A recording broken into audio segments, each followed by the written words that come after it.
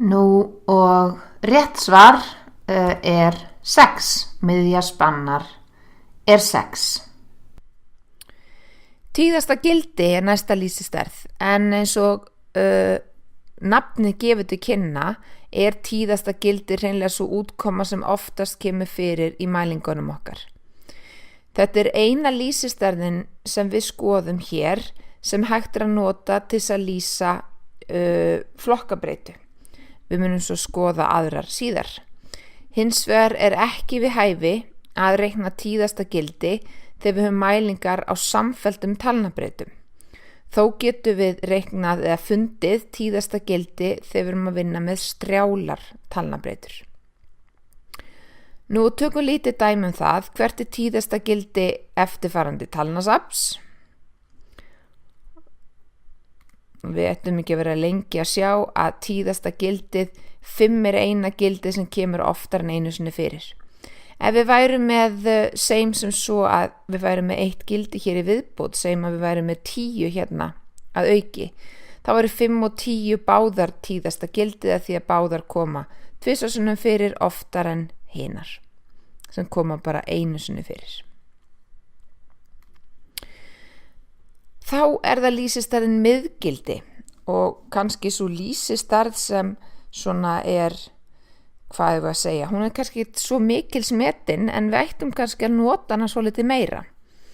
En miðgildi er eins og þið kannski viti mörg, hreinlega mælingin sem er í miðjunni eftir að við erum búin að raða mælingunum upp í stærðaröð. Þannig að það er mikilvægt að byrja á því, við byrjum að raða þeim upp í stærðaröð frá minnsta gildi og upp í stærsta gildi og miðgildið er akkurat mælingin sem er í miðjunni.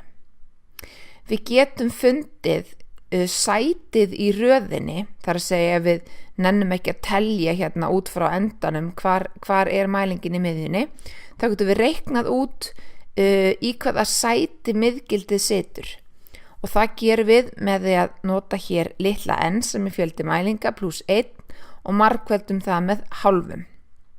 Þá finnum við sætið en passa ykkur á að þetta sem kemur hér út er ekki miðgildið sjálft, heldur aðeins sætið sem miðgildið stendur í þegar búið er að raða mælingunum upp í stærðaröð. Miðgildið er oft táknað með stóru M-i og það fer eftir því hvort að n sé oddatala eða sléttala hvernig við svo reiknum út miðgildið. Ef n er oddatala þá er miðgildið staðsett akkurat í þessu sæti hér og þá er það akkurat mælingin sem er í miðjunni.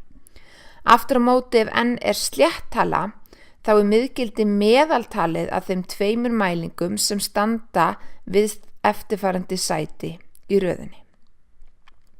Þegar n er sléttala að það fáum við út sem sagt ekki heiltölu út úr þessu, heldur sem sagt það getur verið 2,5, 3,5, 4,5 og svo framvegis og sem svo við fengjum sæti í röð jafnt og 3,5 þá væri miðgildið meðaltalið af tölunum sem standa í 3.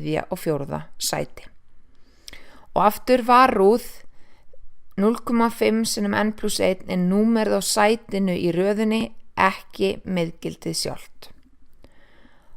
Og nú hveti ykkur til að finna miðgildið þessa mælisafns hér og íta bara á pásu